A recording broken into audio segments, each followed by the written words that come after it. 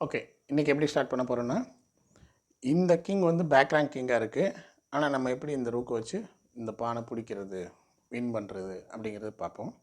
இப்போ இதில் என்ன ஒரு மேஜர் தியரி என்ன இருக்குது அப்படின்னா, நீங்கள் வந்து இந்த ரூக்கை வச்சு இந்த பானை அட்டாக் பண்ணுறதுக்காக முன்னாடி போனீங்க, இல்லை சைடில் வர்றீங்க அப்படின்னா, இந்த கிங்கு இந்த பானோட சேர்ந்து போச்சுன்னா ஒரு ரூக் போய் ஒன்றும் செய்ய முடியாது. இந்த கிங்கு ரொம்ப தூரத்தில் இருக்குது, வந்து பிடிக்க முடியாது. ரைட்டுங்களா? அப்போ இதில் வந்து கட் ஆஃப் அப்படின்னு ஒரு விஷயம் இருக்குது.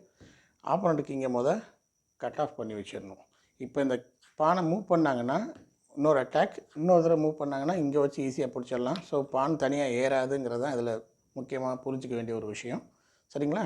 அதனால் கட் ஆஃப் பண்ணிங்க. இங்கே வராங்கன்னா நீங்கள் இங்கே வாங்க, இங்கே வராங்கன்னா இங்கே வாங்க. இப்போ அவங்க கிங்கு வேறு வழி இல்லாமல் இங்கே தான் போகணும், இங்கே வாங்க.